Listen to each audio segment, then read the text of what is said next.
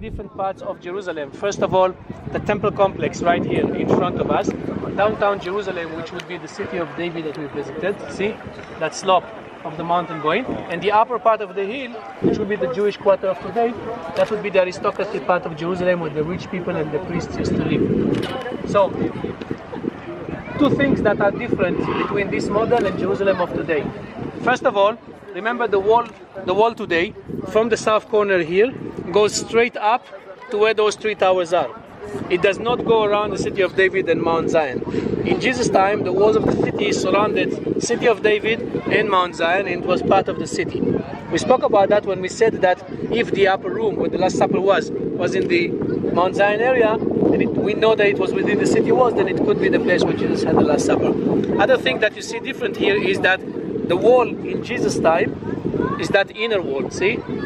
This outer wall here did not exist. It was added a couple of years before the revolt against the Romans. So this preparation for the fight against the Romans. So in other words, the Jerusalem of Jesus and Herod, that wall, and around city of David and Mount Zion. Complex of the temple. Remember how we spoke about the court of the Gentiles, right? The part of the temple that's part of the temple complex but not part of the temple itself. So here's the temple in the middle. Court of the Gentile is the open part on both sides. That's where Jews and non-Jews could be.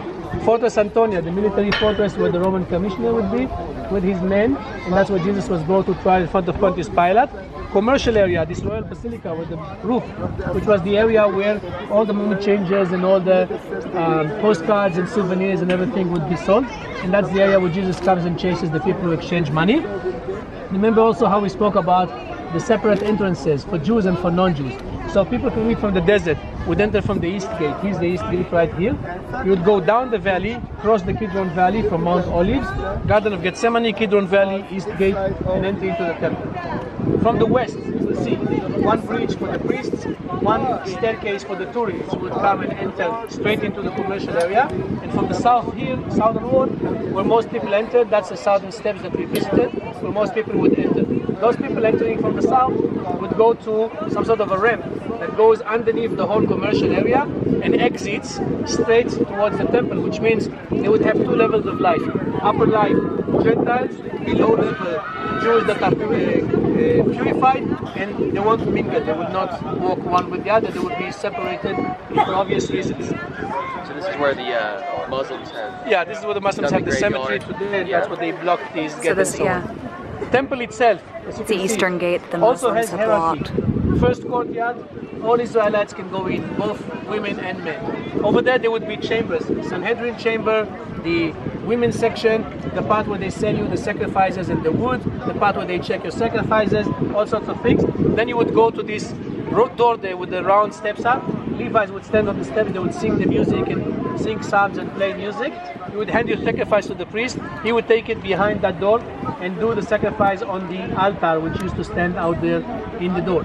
Into the holy, which is the elevated part of the building, only the priest would go. Separate by a veil, there was the Holy of Holies. Into the Holy of Holies, only the high priest would go once a year. And it was so strict that nobody would go there, that they would put a rope around his waist and bells on his garment. And so as long as he keeps moving, there would be noise. When he stops moving, they would know that he died, and they would pull him out until the part where the priest can come and take care of the body. It never happened, by the way, that the high priest died in the midst of this service in Yom Kippur, but just in case, because nobody can go into the Holy of Holies. Which leads to your question, what happens if we build the third temple and we don't know where we put it? You understand now that it misses the whole point. And now, theoretically, there's two ideas about where's the location of the temple in Temple Mount area. Some people say it's where the Dome of the Rock stands. Dome of the Rock would be standing a little left from the temple of today. But if you look on the Temple Mount and on the model, you see that the temple here is aligned with the gate. If you look from real Mount of Olives to the Temple Mount area, you'll see that aligned with the east gate, there's empty space on the right side of the Dome of the Rock. That's where we believe the temple was standing. And so that's the two main ideas of where the temple was. And as I told you, nobody knows for sure, and therefore we don't think about building the third temple because simply there's no place to put it. Okay, we want to move to the south, and we say a few more words about Jerusalem from the south. We're repeating things that we spoke about already that you know. So if you didn't hear before, this was the residential area during Jesus' time. That inner wall is what was in Jesus' time. There's the temple that would have been in Jesus' time. See the city of David, which is this section of the city coming towards us. Here's the pool of Siloam. You see the pool of water? The bottom of the hill is like a big square. You see that? Yes. That's the pool of Siloam. They probably can't see. And you will see that there's some streets collecting water and bringing the water down with some sort of an aqueduct to fill the pool of Siloam. That's called the downtown Jerusalem. That's where most people live. The Pharisees, the simple people of Jerusalem live here. And most people, when they enter Jerusalem, the temple, they would enter from here. Upper part, where the red roofs are, that's the rich part, the aristocracy part, aristocracy where the Sadducees, the priests, they're the ones who would live in the upper city. They did not have red roofs, by the way. The roofs were also flat and white. Here, it's like an artistic pattern showing that this is Jerusalem. That's why they put the roofs like that. By the way, that's the richest part of Jerusalem. This is more where everyone else lived.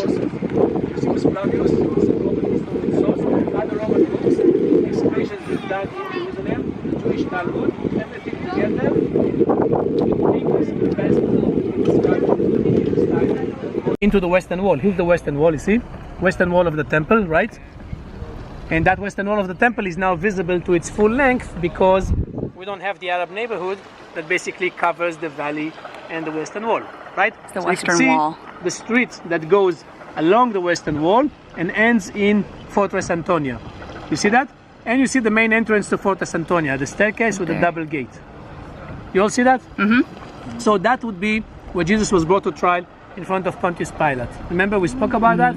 Pilate and his soldiers would sit there. Jesus would be brought to trial over there. That's where it all started. That's where they put the cross on him. And that's where he started walking. Now, where did he walk? Where is the place of crucifixion, or Golgotha? And we spoke about the two different traditions, one Catholic and one Protestant, of the place of crucifixion. So, and now you'll see how it fits with the topography and with the walls.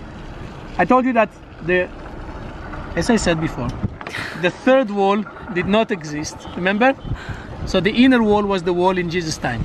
And crucifixion places, wherever they were, they had to be outside of the city, right? Mm-hmm. So first of all, we established the fact that the walls of Jesus' time are the inner wall over there. Yeah. Right here close to us, there's 3 towers, you see? Yeah. One of them survived until today. It's called the Joffa gate. We left from that Joffa gate. Tower of David, by mistake, it has nothing to do with David. It was built by Herod the Great, and it was meant to be the citadel of Jerusalem, protecting Jerusalem from the north. So, if you take the 3 towers, go with the inner wall, see? Go with the inner wall, make a right turn, make a left turn, there's a gate. You see the small gate? Yes. And outside of the small gates, outside of the walls, there's a whole bunch of rocks in the ground. You see that? That's the place where later the Church of Holy Sepulchre is going to be built. So if you're Catholic, you would say that Jesus started his walk of the cross from those double doors over there in the Fortress Antonia, walked towards us, exited the city from this gate, and was crucified over there in that quarry, which was an execution place, and later Helena would build over there the Church of Holy Sepulchre. If you were Protestant, you would say that Jesus walked towards us a little bit. At some point he turned right and he exited from the northern gate of Jerusalem. Where's the northern gate of Jerusalem? Continue with the wall from where that small gate that I showed you. Continue with the wall all the way. You see there's a white path, right road that goes up. You see that? Left of the white path, there's a bunch of stones in the ground. That would be Golgotha, or Garden Tomb. Now say that again. Where we were. Where Go the up pile with of the stones is? white path that goes up. Oh yeah. Left of it, there's a bunch of rocks. That would be the Garden Tomb, or Protestant Golgotha. And so, Orthodox would say, or Catholic would say, that Jesus' crucifixion came towards us. Protestant would say that he went north and went into the Garden Tomb over there. Both places are outside of the city. So technically both places could work. It's just a matter of they explain to you in the Garden Tomb why they think it's there. We spoke about the Church of Holy Sepulchre, why we think it's that, and you get both views. One complex of museum. That is part of the art museum. It's like a bamboo bridge that you're supposed to climb and touch and experience. So Caiaphas's house. Hard to get it all in. Right there. Yeah. Brought to trial. Yeah. Here. with Pontius Pilate and then crucified there.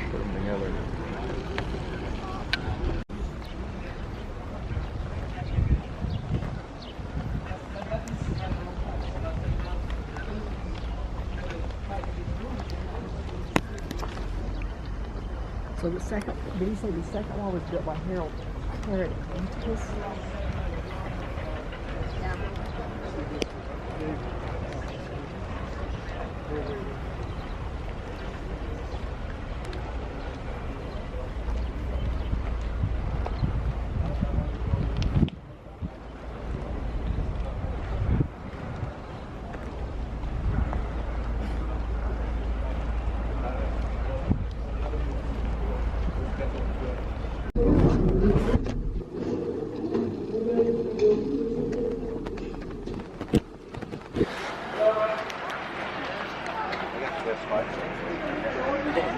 So as you can see, the camera's been turned. This is Will came on our last day. We just got done about 20-minute session of counting everyone and trying to locate everyone. So that's been about every time we left to go somewhere. What'd you learn today? You can't put me on the spot like that. Right. Today we saw a scaled model of the city. Of when, Moshe. oh, Put my Moshe. smile. This is our. Now this we're is, going to Joffa. How's yeah, that? Smile? just That's great. yeah. This is our guide, Moshe. Yeah. Has he been on here yet? Not like one-on-one like this. Oh, Yeah. awesome. I'll let you take it. Yeah, Moshe's been a really good guide. That's me. If Not not, smiling. if condescending at times, Not smiling, right? but you know, Like I said before. when when you know everything, you're allowed to be a know-it-all because you literally are a know-it-all. Moshe's really glad that we're leaving today. Well, we is a lot. Some of you. Yeah, he's only happy that some of us are leaving. Am I included in the ones you're gonna miss? I think we hit it off from day one. Yeah. We gotta get Ismail in here too. Sure. Yeah, I'm gonna get Ishmael. Ismail, our bus driver.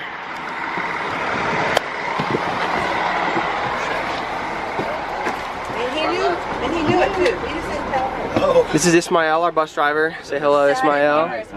He's been awesome.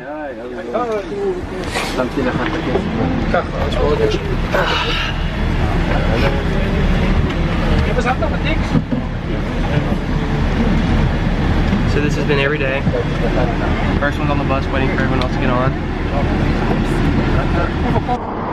This is where David and Goliath fought.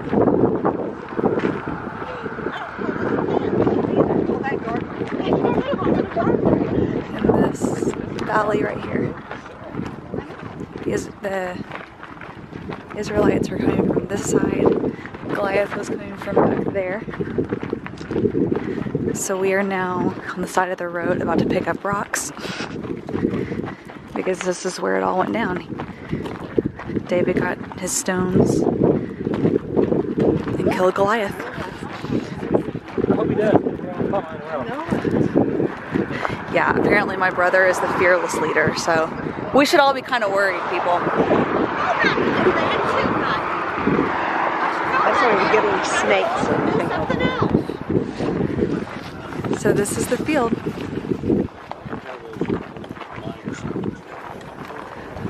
Well, off-roading experience for us all.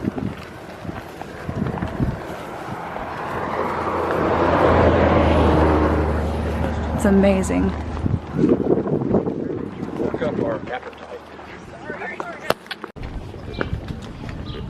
Will, tell us where we are.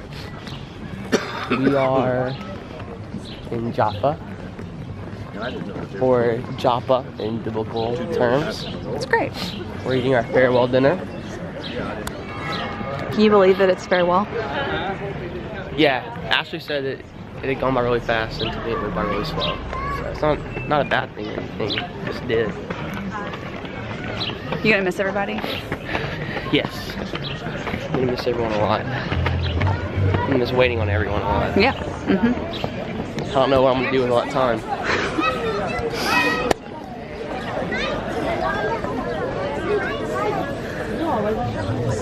Okay, here's dinner. Ooh, this is pretty. Give me your phone. I'll send your son a bit. Be careful where you're running.